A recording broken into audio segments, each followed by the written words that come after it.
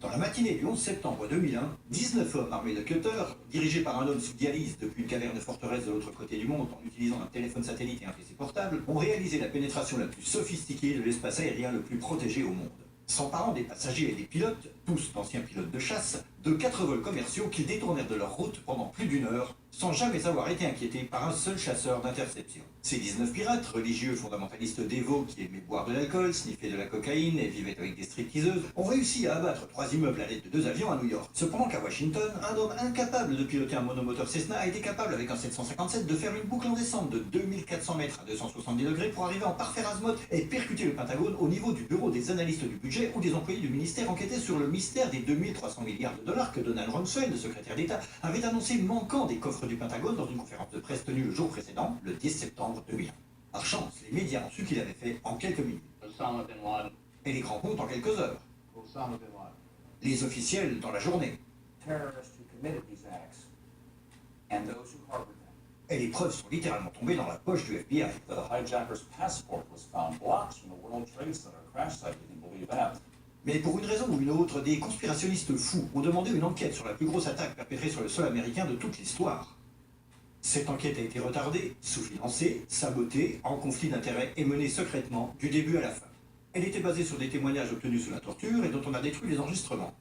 Elle n'a pas mentionné l'existence du Building 7, Devil Danger, Fletch, Civil Edmonds, Ben Laden et la CIA, et les manœuvres militaires simulant des avions détournés et jetés sur des immeubles menées au moment précis où c'était en train de se produire. Elle a été trompée par le Pentagone, la CIA, l'administration Bush, et à propos de Bush et Cheney, eh bien, personne ne sait ce qu'ils ont dit, car leur témoignage était secret, pas enregistré, pas sous serment, et à huis clos. Ce n'était pas important de chercher qui a financé les attaques, car cette question a peu de signification pratique.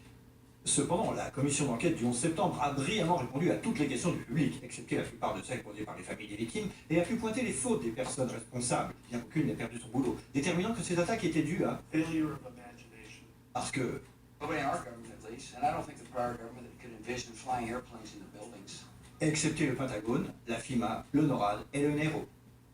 La DIA a détruit 2,5 Teraoctets de données sur Rebel Danger, mais c'est ok car ce n'était probablement pas important. La SEC a détruit les données sur l'enquête concernant les délits d'initiés avant les attaques. Mais c'est ok car la destruction des données relatives à la plus grosse enquête de toute l'histoire de la SEC fait partie de ses routines d'archivage. Le NIST a classé secret son modèle mathématique utilisé pour l'effondrement du building numéro 7. Mais c'est ok car le révéler aurait compromis la sécurité publique.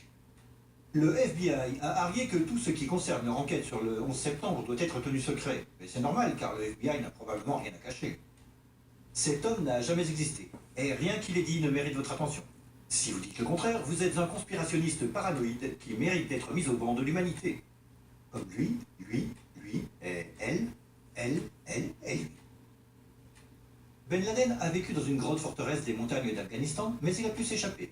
Puis il s'est caché à Tora Bora, mais il a pu s'échapper. Puis il a vécu 10 années à Abbottabad, mettant en échec le réseau d'espionnage le plus efficace et le plus sophistiqué du monde et de l'histoire, tout en publiant vidéo sur vidéo en totale impunité, rajeunissant au gré des vidéos réalisées, avant d'être capturé par un vaillant commando de Navy Seal dans une opération non filmée, durant laquelle il n'a pas résisté ou peut-être utilisé sa femme comme bouclier humain, et pendant laquelle ces as des forces spéciales ont paniqué et tué cet homme désarmé, censé être la meilleure source d'information de la planète concernant le terrorisme. Puis ils l'ont jeté dans l'océan avant d'en parler à quiconque.